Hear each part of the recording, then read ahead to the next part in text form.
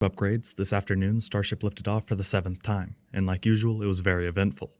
Notably, this was the first flight of Starship V2, an upgraded Starship variant that features a larger size, new forward flap positions, avionics, etc. For this reason, the plan was a very busy upper stage flight profile filled with engine relights, the first payload deployment, and then re-entry. Unfortunately, the ship experienced a rud right around engine cutoff. As for the booster, for a second time, it successfully was caught by the chopsticks on the launch tower, which featured upgrades to its hardware and sensors. Here I'll go more in depth into the flight, catch attempt, upper stage rud, and more. Flight 6, the launch window opened up in the afternoon rather than the morning, which meant the upper stage landing would occur during the daytime, providing much better views. At T-minus 40 seconds, there was an opportunity for a hold, however SpaceX passed right through and the countdown continued. In the final seconds, the water deluge system activated. Seconds later, the first stage Raptor engines ignited and then Starship lifted off. From here, it cleared the launch tower and began accelerating.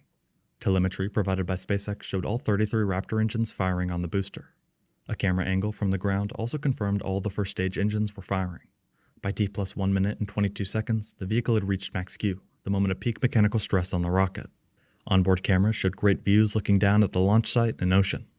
While the stage was ascending, you could see a piece of material on the side of the upper stage flapping in the wind.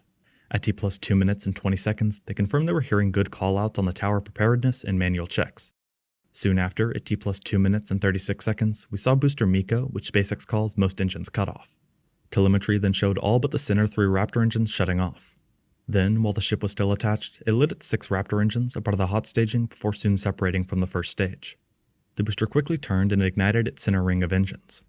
This is part of the boost back burn, which is intended to use 13 engines, however the telemetry showed one engine wasn't lit. From the onboard ship camera, you could also see the one missing engine as the booster began its journey back to the launch site. Despite the one missing engine, at T+3 minutes and 29 seconds, Mission Control called out, "We are go for booster return." At the same time, the booster's center ring of engines shut off. While all of that was happening, the upper stage was still accelerating as planned with the 6 Raptor engines, 3 sea level and 3 vacuum optimized firing. At T+3 minutes and 33 seconds, Mission Control even said, "Ship avionics, power, and telemetry nominal." In other words, at this point in the flight, the ship was healthy and flying as expected. At T+3 minutes and 40 seconds, the boost back burn shutdown occurred with the 3 final center engines also shutting off. We then saw the hot stage ring being jettisoned and separating from the top of the booster. At this point, the booster was speeding up and losing altitude as it made its way back toward the launch site. Onboard cameras of the ship at T+4 minutes and 50 seconds showed the stage over the Earth with all 6 engines still firing as it gained altitude and speed. At T+5 minutes and 4 seconds, Mission Control called out, "Starship trajectory nominal." As the booster got closer to the ground, you could see the grid fins working to orient and control the stage. At T+6 minutes and 20 seconds, they switched to a great camera angle directly below the booster, which showed the re-entry heating on the bottom of the stage. Then, at T+6 minutes and 30 seconds, the landing burn startup occurred, with all 13 Raptor engines firing. Only seconds later, it cut the middle ring of engines off, leaving just the inner 3. The stage then tilted toward the tower before correcting itself and swinging between the 2 chopsticks. The chopsticks closed around the middle of the stage before making contact with the 2 catch points, marking a successful catch. SpaceX switched to a close-up of the catch pins, and you could actually see the stage wobbling within the arms soon after being caught. Switching back to the ship, at this point in the flight, the stage was starting to have some problems. During the previous few minutes, the stage's telemetry was looking good with all 6 Raptor engines still firing. However, at T+7 minutes and 39 seconds, you could see one of the sea-level Raptor engines shut off based on the graphic provided. For context, the upper stage engine cutoff wasn't scheduled to happen until around T+8 minutes and 53 seconds. The stream then switched to onboard cameras showing the rear flaps of the ship. If you look closely at the right flap hinge, you could see small flames coming from the ship. The camera feed cuts away, but just past T+8 minutes, a second sea-level Raptor shuts off in addition to one of the vacuum-optimized engines. At this point, telemetry is still showing 3 engines firing and the speed and altitude climbing. By T+8 minutes and 17 seconds, another vacuum Raptor shuts off, followed soon after by the last sea-level engine. Finally, the speed telemetry, which up until this point was active throughout the entire flight, stops updating. It's believed that at this point, the vehicle likely experienced a rud. At T+15 minutes and 28 seconds, one of the SpaceX commentators was quoted saying, "We did lose all communications with the ship. That is essentially telling us that we had an anomaly with that upper stage. We were just coming up to the end of that ascent burn for the ship when we started to lose a couple of the engines, and then we did lose telemetry from the ship. So at this point, we're assuming that the ship has been lost," he said. After the fact, SpaceX confirmed this with a tweet saying, "Starship experienced a rapid unscheduled disassembly during its ascent burn.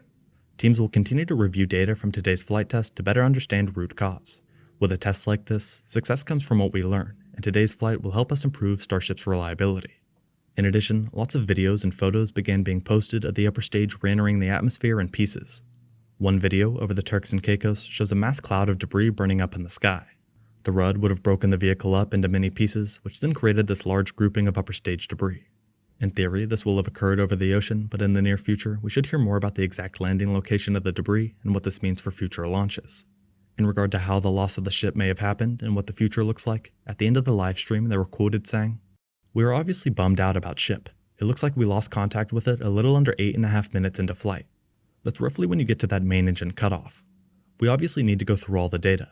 It's going to take some time in the next hours, days. We're going to figure out exactly what happened. Come back, fly the next one. Reminder, it's a test. It's a flight test. It's an experimental vehicle. So we'll figure out what ended our day today and make sure it doesn't end our day tomorrow," he said. It's important to point out that SpaceX made a lot of changes to the ship going into Flight 7. Before the launch, in a statement, the company was quoted saying, "A block of planned upgrades to the Starship upper stage will debut on this flight test, bringing major improvements to reliability and performance.